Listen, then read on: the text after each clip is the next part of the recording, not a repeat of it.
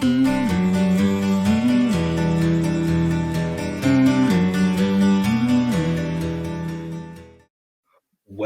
to Picks with the Professor, the show where a real statistics professor gives you sports betting tips. This is college basketball, Wednesday, January 3rd, off in the fresh new year of 2024. I feel like I should try to say that as often as I can, because you know how long it takes you to remember it's a new year. It's in my job. I have to look backwards every year, so I never know what year it is. I just guess. Yeah, or any accounting and tax or anything like that. You've got to have fun with that one. We've started off the new year strong, at least. Won our first two picks on yesterday's show. A third one TBD. Jake, I was getting ready to have a sermon here after the way Vermont started in the first half, and in that, I was just thinking through the logic of this, and just I want everyone to be smarter bettors or more realistic bettors. There's a lot of content on Twitter out there. A lot of people, thankfully, I think, preaching the good news and kind of sharing with people the realities of this and why certain content is dangerous, why certain lines of thinking are dangerous, right? And so we're here just trying to make sure people are thinking about these games the right way. And what I mean by that is we talk about all the time, and I kind of ran some of the math in my head, and it is about a third of games you're going to get right, and it's not even going to be close to the number. It's going to be off by at least 5 points. It's going to be a no-brainer, an easy win. And you're going to have about a third of your games that you get wrong, or whatever the opposite I said, whatever. A third right and a third wrong that aren't even close. And the reason, a viewer, that you should be here and that you should sign up on Dub Clubbing and get all the information from Sideline is not for either one of those thirds, because those are the games that it doesn't really matter how you handicap it. One team's hot, one team's not. Or if it's a total, both teams just shot really well, or both teams just couldn't find the basket, right? And it holds true for probably all sports, really. It's that middle third that the games land near the number that we're trying to make sure we find a good price on. And we talk a lot about, right? The difference between sharp and square is not the side, it's the price or the number. And that's what we're focused on here. The complicated part for us is that we're only giving out 3 picks for free because we have our loyal customers over on Dub Club. We want to make sure that we're taking care of you. If you're with us over there, again, we thank you so much for your business. And we try to provide all the information possible and all the benefits and everything we can to make sure it's worth your money. And I hope we do a good job. I think we do a good job of that. But if we're only doing 3 picks and 1 out of 3 is going to be an easy winner and 1 out of 3 is going to be an easy loser, and it's the 1 out of 3 in the middle, well, it's just one game a day that's up in the air. That's on average. Sometimes there's none, right? Sometimes, everyone understands variance, right? And so it's well, okay, over the course of the week, there's 6 of them.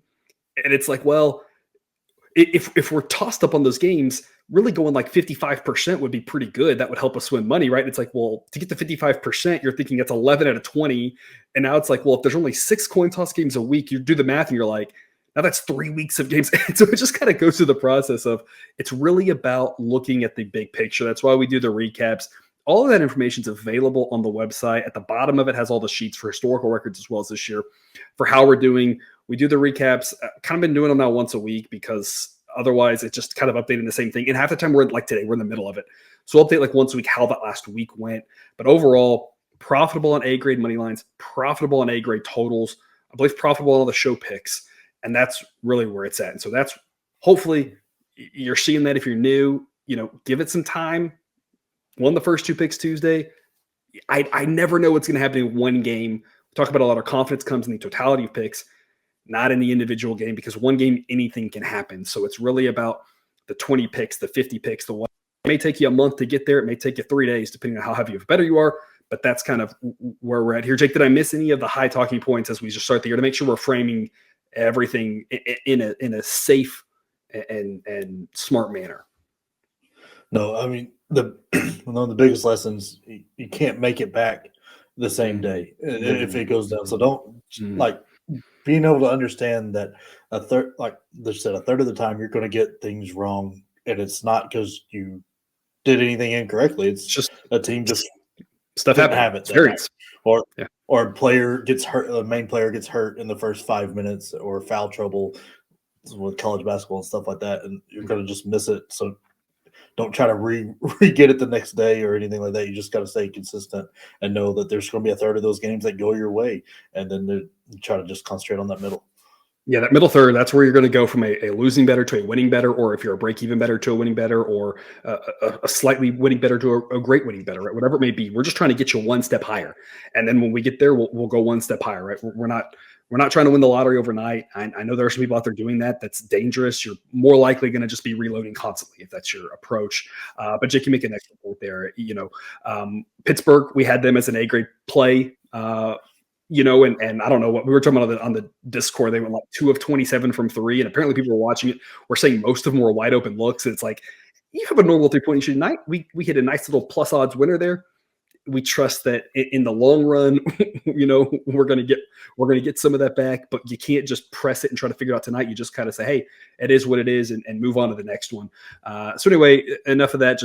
And I don't want to ramble. I don't go too long. And so apologies if you're just like, I want to get to the picks. Well, we timestamp them so you can just go to the picks if that's you. But I want to try to make sure we're all growing and learning and thinking about things in the smartest and best way possible.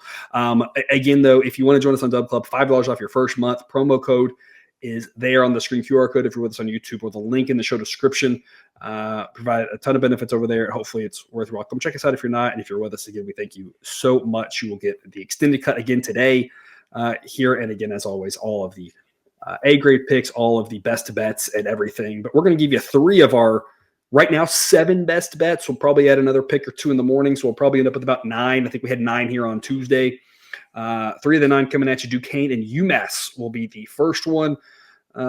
Jake, UMass, best unit on the court's their offense, worst unit's their defense. So that's always interesting.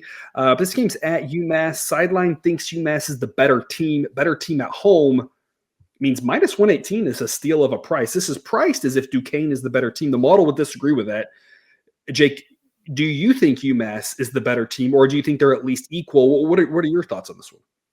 Yeah, I think UMass is the better team. I think it's going to be kind of a similarly played game as that Vermont game that went our way towards the end and shouldn't have. But like either way, I think the biggest thing you want to look at here is Duquesne. What they do well defensively, like offensively, is kind of where UMass is very good defensively. So I think that difference in the offensive numbers is going to be a little bit greater because of matchups and how things are going that way. I like this Duquesne team. I like Day Grant. I think he's a very good player. It's just UMass has the guards to match up with those guys, with Matt Cross and Cohen. It sounds like a law firm, but they are just a very solid team. This is going to be a fun game to watch. If you can find a way to watch it, it'll be a very intense, very competitive game, but I think UMass will pull it out home court, plus being the better team, and how all the matchups go. I haven't looked at if this is an ESPN Plus game or if it's a Flow game. A lot of the Flow is the like the only one. It's a roll of the dice. Yeah, it's the only one. I think everything else you can watch for free, which is a lot of fun, or as part of ESPN Plus. Which, if you're doing this at all, like I'm. A lot of you probably have ESPN Plus, or it's bundled with Hulu and Disney Plus if you have kids or whatever. And so many of the games on ESPN Plus, it's fairly expensive, but you get a lot of. I don't know if it's on it or not. It's the second best game of the day according to Sideline. We're going to cover the best one, Clemson and Miami, to wrap us up. But this would be one of your better games. You got 2 top 100 teams according to Sideline. It's not the wrong team favored game, which is we long talk about as our bread and butter, but it's a closer relative of it because this is a game that the market, we'll call it the wrong team's the better team game, right? Which doesn't really roll off the tongue quite as much, but the market's saying Duquesne's the better team based off of this price. And so it's like I said, I'll call it the cousin of the wrong team favorite game, which is done so well for us. And the same thing here. Anytime we've said these two teams are similar and the home team can be taken at a really short price, whether it's in college basketball, in football, or in baseball, these have gone really well for us. So again, the sharpness on this play is about the price, not about the side. There's a side we play Duquesne at. It's just obviously not here. And again, as a reminder of the benefits that you get on Dub Club, for every single game, we give you the threshold needed for a B grade and an A grade. In this case, the model says an A grade threshold for UMass is minus 162. So you got a lot of wiggle room. This will probably be an A grade no matter what happens with this line, unless it moves a lot. And so in that regard, you can play it up to that at still A grade. Obviously, you want to find the best of the number. But the point being is there's a lot of value in this number. Here, we think it's really mispriced and that UMass, at least as good as Duquesne at home, should be a much bigger favorite than they are. 7 p.m. Eastern, Furman and UNC Greensboro. Jake, this one's going to be a battle of, contrast with Furman being just all offense, no defense, all pace, and UNC Greensboro, not bad on offense. They're just going to play really slow. They're going to play they like to play a lower scoring game, but kind of the same thing we've been talking about with why the totals have gone so well for us is eyeing right there on, if you're with us on YouTube on the screen, the pace metric there. Furman is more above average than UNC Greensboro is below average. And in general, with the exceptions of the Virginias, Villanovas of the world. And honestly, it might just be those two teams this year, because even the other really slow teams have been drugging the high scoring games. The faster pace tends to win out, and it tends to be more than average. And the sportsbooks continue to just average the pace together. And so we catch these like this and say over is a good spot because we're on average, again, like we talked about at the top, a third of these games, the team's just going to hit. A third of them, they're not. A third of the time, this is going to be up in the 170s and be insane because that's what Furman can do. A third of the time, Furman's just going to be completely cold, and this is going to be UNC Greensboro's 65 to 62 type game. But a third of the time, it's going to be right there in the middle. And in that third, the model says it's more likely to get into the 150s. And the sports books placing this at 151.5 say 140s is really on the table. The model thinks 140s is unlikely, that we should get into the 150s. Again, if we're in that middle third, that normal-ish game. Jake, tell us more. Yeah. UNC Greensboro's offense is better than most people are giving it credit for. That pace, I think, drags these numbers down, and the kind of history of that pace. Because if you go start looking through the scores on the season, they have been above 75 eight times this year, and in 6 of those they were above 80. Like they can absolutely light up some points, and only one of those games went overtime. I just, as good as Furman's offense is, and UNC Greensboro's defense is not incredible. I think seeing a game where UNC Greensboro gets up into the 80s and Furman in the 70s isn't hard to find, and 81, 71 is all we need to get over this. I think we can see something like that. Like, I don't think it's going to be a blowout because Furman is very good on offense. Both these teams shoot a lot of threes compared to the shots in the game, and they're both fairly decent at making them. Furman's not going to get in the way of UNC Greensboro, so I think we're going to get a lot of points in this game. And again, I'll just ask that what the theme of the show has been, right? If either of these teams, hit near their average on 3-pointers, it shouldn't be a blowout, and that's kind of how we're projecting it as well. It could be a runaway game if one team just can't hit from 3, which obviously can happen, but it's not what we expect as a typical game. And you can see here that projected score, kind of like talking about model things on average, UNC Greensboro gets to 79.3. So again, very likely they can get into the 80s, Furman into the mid 70s. And so you can see that they're on screen again. You get this information in sentence form and in chart form, where it's just every game's just 2 lines with a bunch of metrics, thresholds needed for different plays, probabilities, etc. All of that on Dub Club. Again, that sign up link in the show description. So it's a lot of good information there. And Jake, just as you were saying there, we don't think this will be a blowout. We think it'll be a tight game. That could help us get to the over as well. Could have overtime on the table, could have late fouls. And so again, both teams could go cold, both teams could go hot. It could be a no doubter, but if it is one of those kind of typical games, we think the sportsbooks are missing on this one, and that we should be more in the mid 150, so over 151.5. B grade, the A grade for this would really be 150. Would be the value for an A grade. But as we've talked about here previously, the B grades, especially with totals, have been really good plays. It's just we're trying to subset and not give out, 75 A grade picks on a Saturday, right? So in trying to make the A grade just be a little bit more exclusive, it doesn't quite make it into that, VIP category or whatever you want to call it, right? But this is still a really good play. The B grade totals are usually pretty good, and this is one of them that we really like and one of our best bets for Wednesday.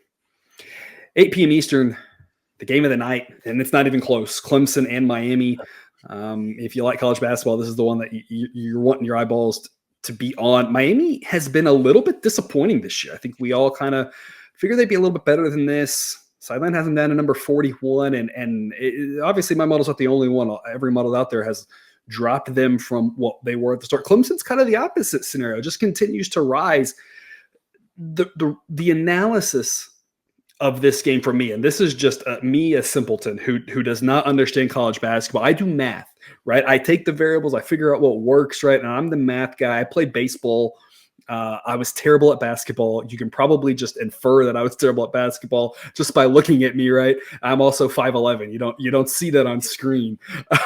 But my thought on this game, and Jake, I'm curious if you agree with this or not. We haven't talked about it, is Clemson's 11-1, but it's kind of a soft 11-1. They've played a few decent teams.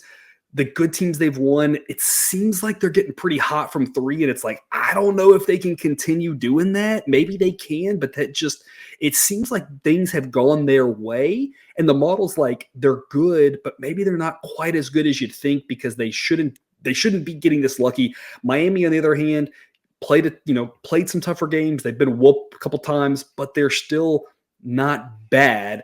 Clemson's the better team, but on the road, this is our favorite scenario. Wrong team favored. Model says that Clemson's better, but not by enough to overcome the home edge. Miami wins this 53% of the time. That makes plus 110 an A grade pick. We're right at the threshold for the A grade, plus 107. If it's plus 105, I'd still probably play that as an A grade, but at some point you probably want to drop it down to a B grade because it's lost a little of its value. The benefit of this is that's the wrong team favorite. It's that we just want to win about 50% of these. Well, if you're laying minus 105, you've kind of lost some of that value there. Jake, do you agree with anything I said? You could say no, I won't be offended.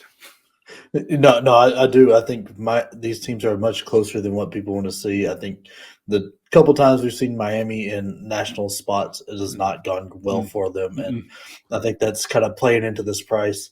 I think like Clemson with PJ Hall, very very good player, but Norchad Omier will probably cancel him out, and which is wild because I think Hall's got 3 or 4 inches on him, but Norchad Omier's got such a long wingspan. He's such a good player, and he can very much just step out and shoot threes. He can chase him all over the floor.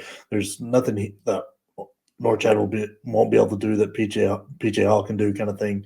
I think the biggest difference is the home court that's going to let some of these shooters like Poplar and Joseph and Pack have a little bit better of games, be a little more comfortable, sleep in their own bed, kind of thing. Cleveland, I think, will be the difference maker for Miami. He's a 6'7", very tough guy. Came out of Florida State and Leonard Hamilton, so he's going to be strong on defense. He's going to be very physical, and I think that's where he's going to be able to take it to Clemson a little bit because. And I just don't trust this three shooting. Clemson is shooting so much from beyond the arc, and they're hitting everything. So you can't blame them for shooting it. At some point that's not going to happen. And I mean, you kind of saw that in the Memphis. Like last good team they played was Memphis.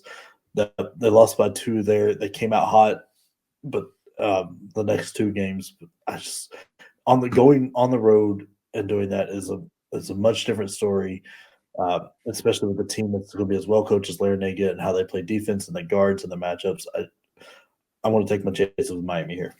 Yeah, and not again. Clemson's played a tough schedule. Obviously, it's just that it just seems like they've gotten most of the lucky breaks, right? Where it's like when they're playing a tough team, they're just on fire from 3. And when they aren't hitting from 3, happens to be against a weaker team. And it's like, hey, that's great. But like, that's not the way life works, unfortunately. You're going to have some games where you're hot against a nobody and you beat them by 60 or 40 or whatever. And you're going to have some games where you're not hot against a better team. And it just seems like the value's a little bit inflated, or the perception's a little bit inflated from them. Again, a very good team. Don't want to take anything away from them. It just maybe not quite as good as the market is viewing them. And Jake, the last thing that I just want to talk about this, and I'm not trying to, whatever phrase you want to use to belabor the point, but we want to view the world in probabilities, right? And so I'm not saying Miami will win. I'm not saying Clemson can't win, and you should not say that either if you were. And you should not say that Clemson will win or won't win, or Miami will or won't win. because ahead of time, we don't know what'll happen. And so we should think about it in terms of probability. That might not be the easiest thing for us to do. That's fine. You can rely on some models, or you can use it in terms of likely, extremely likely. You can do it qualitatively rather than quantitatively if that's your jam. But that's the way we want to view these things.